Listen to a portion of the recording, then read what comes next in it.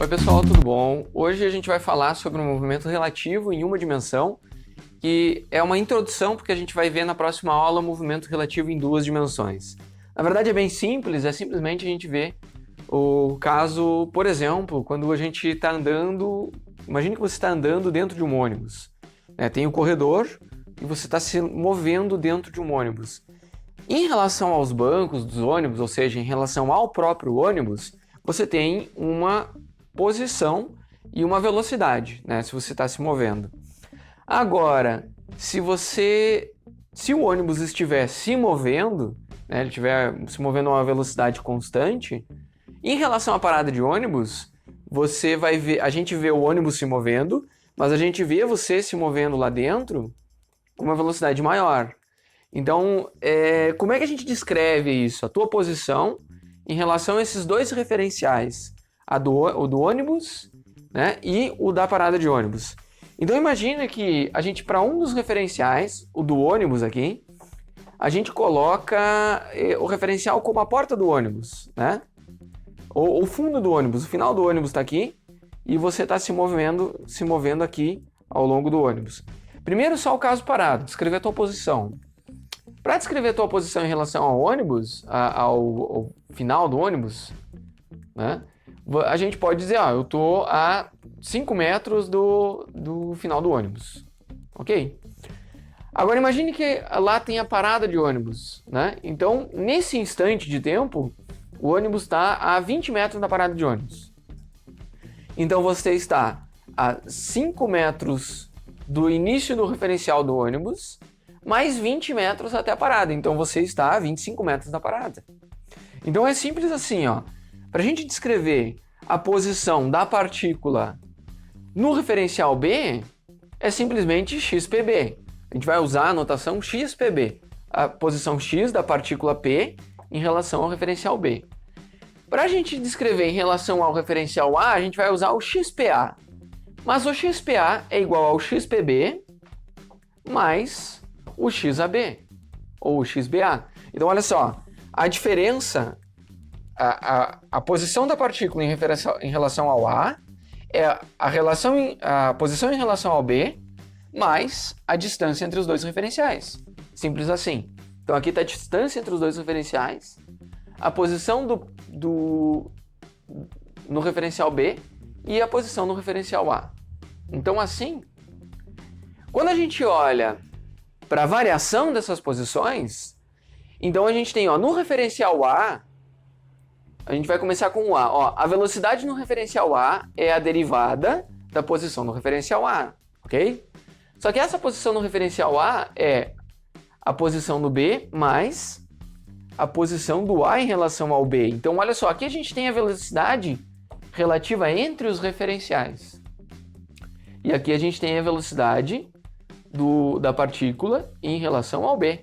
Então, a velocidade da partícula em relação ao A é a velocidade da partícula em relação ao B mais a velocidade relativa entre os dois referenciais.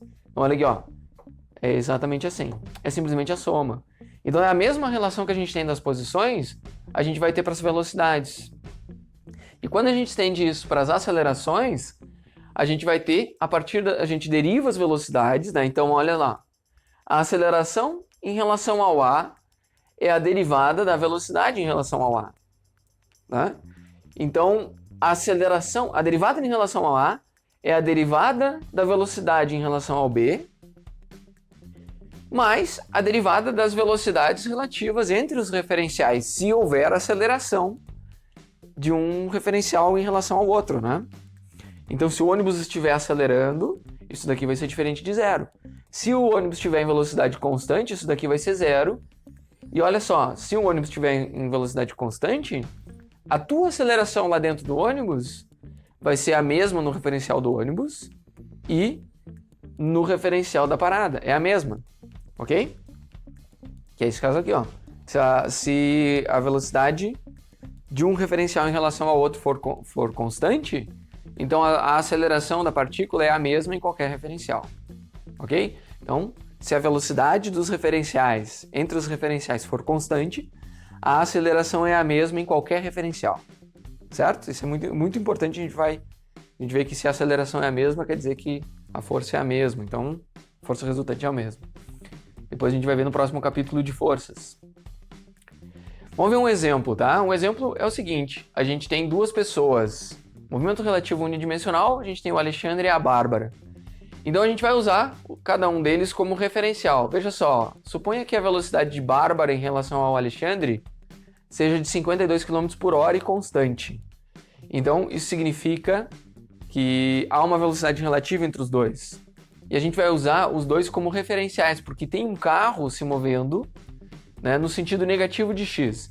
Então a gente tem a Bárbara, o movimento aqui, ó. Imagine o Alexandre vai ser o nosso referencial A.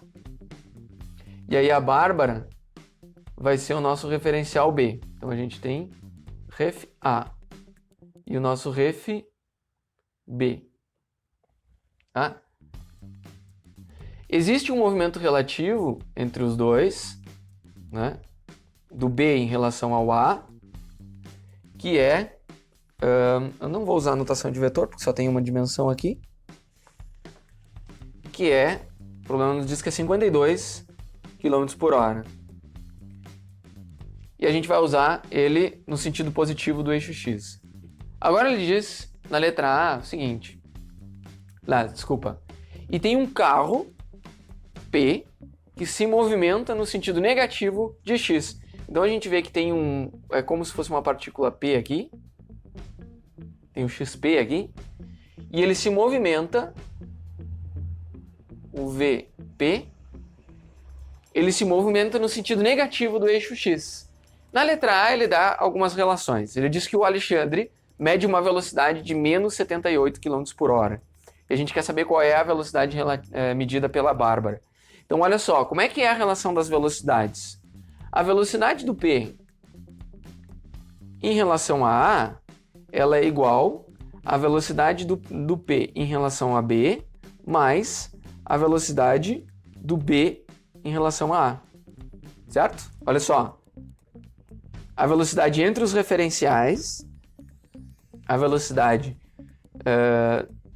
no referencial B e a velocidade no referencial A. Ok?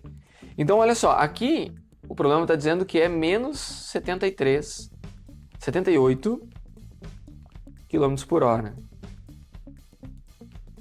A gente quer saber qual é a velocidade que o carro P tem em relação à Bárbara, que a gente não sabe. Mas a gente sabe que a Bárbara está a 52 km por hora se afastando do Alexandre. Então, olha só, a gente vai poder passar esse cara para o outro lado lá, como sinal negativo, e aí a gente vai ter a resposta menos 130. Então a gente vai pegar esse 52, vai passar para o outro lado como negativo, então vai ficar menos 78, menos 52, e a gente vai ter a velocidade do carro em relação à Bárbara. Ou seja, menos 130 km por hora.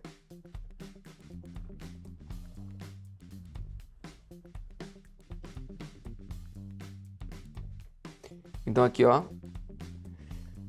a velocidade do carro em relação à Bárbara. Na letra B, ele diz assim, ó, se o carro ele frear em uma aceleração constante até parar em relação ao Alexandre,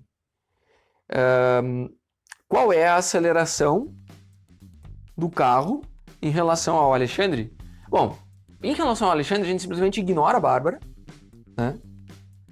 A gente vai ignorar a Bárbara e vai fazer um cálculo de desaceleração, né?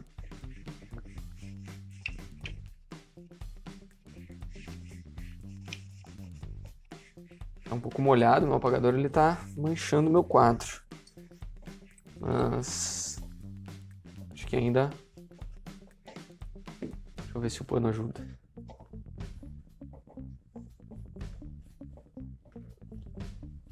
Assim, a gente vai ver o seguinte. Na letra B, a gente vai fazer uma desaceleração. Então, olha só. A gente pode fazer o seguinte. Em relação ao referencial A, a gente vai considerar aquela fórmula, a equação horária da velocidade. Porque ele tinha uma velocidade final ele tem uma velocidade inicial, a velocidade final vai ser 0, a velocidade inicial é os menos 78, que a gente já estava, né, no sentido negativo do eixo x, e isso daqui vai ser o nosso AT. Só que aqui no referencial do Alexandre, então a gente tem aqui, ó, P Alexandre, né, 0, e aqui a gente tem P Alexandre, certo? Então do carro em relação ao Alexandre. Então, isolando esse cara aqui, a gente simplesmente passa dividindo. Então, a gente passou os 10 segundos dividindo. A velocidade final é 0, porque ele parou. A inicial é menos 78. Então, quando a gente faz essa conta, o menos com menos vai dar mais. Ele vai estar tendo uma aceleração. Olha, ele estava com velocidade para a esquerda, só que ele foi parado. Então, é uma aceleração no sentido positivo de x. E fazendo essa conta, né, então seria 78 km por hora e 10 segundos. A gente precisa transformar esse km por hora em metros por segundo, a gente divide por 3,6, né? Porque 1 metro por segundo é igual a 3,6 km por hora. A gente vai eliminar esses km por hora e vai ficar com metros por segundo ao quadrado. Então, uma aceleração de 2,2 metros por segundo ao quadrado no sentido positivo do eixo x, ok? Aí, então, a gente tem a aceleração do carro em relação ao Alexandre. E a letra B diz o seguinte: qual é a aceleração do carro em relação à Bárbara durante essa friagem? Em primeiro lugar, a gente já sabe, pela relação de aceleração, que a aceleração do carro em relação ao Alexandre, ele vai ser do carro em relação à Bárbara mais a aceleração da Bárbara em relação ao Alexandre. Só que a velocidade da Bárbara em relação ao Alexandre é constante, então isso daqui é 0. Ou seja, as duas são iguais, né? A gente também pode considerar as velocidades relativas. Essa aqui é uma outra possibilidade, né? Considerar as velocidades relativas. Olha só. No referencial da Bárbara, então olha só, em vez de a gente usar PA, a gente usa PB. A velocidade em relação à Bárbara se ele parou em relação ao Alexandre, então ele está com menos 52 km por hora em relação à Bárbara, porque a Bárbara está com 52 km por hora em relação ao Alexandre, né? E aí, a velocidade em relação à Bárbara inicial era menos 130. Lembra aqui, ó, que era menos 130?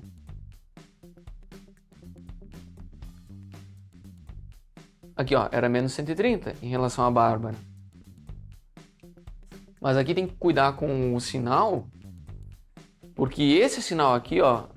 Então, qual é a velocidade final do carro parado, né? Em relação ao Alexandre, quando a gente olha para a Bárbara? Como ele está parado em relação ao Alexandre, né? A Bárbara se move com 52 km por hora. Mas o Alexandre, em relação à Bárbara, ele está a menos 52 km por hora no referencial da Bárbara, né? E então a gente tem a mesma aceleração fazendo essa conta aqui, né? O carro parado, ele, em relação ao Alexandre, ele está com menos 52 km por hora em relação à Bárbara. E aí a gente faz a conta e dá os mesmos 2,2 metros por segundo, ok? Então, esse aqui é um exemplo rápido, né? A gente vê do movimento relativo em duas dimensões. Mas agora, na próxima aula, a gente vai... Em uma dimensão, desculpa. Na próxima aula, a gente vai falar desse movimento relativo em duas dimensões. Então, a gente vai usar vetores. A gente vai ver que é a mesma coisa, só que a gente vai separar o x do y. E em notação vetorial, fica mais poderoso, assim, por dizer. A gente vai resolver mais problemas, né? Então, sempre agradecendo a presença de vocês até o final da aula.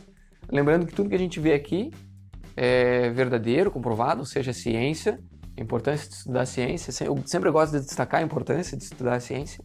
Se ainda não se inscreveu no meu canal, se inscreve agora. Avalie o vídeo, já dá um gostei aí para dar um apoio para essa produção de conteúdo. E no Instagram, @IsmaelFortuna também, segue lá. tem outros conteúdos, ok? Então, pessoal, é sempre um prazer estar aqui com vocês, um forte abraço e bons estudos. Até a próxima aula.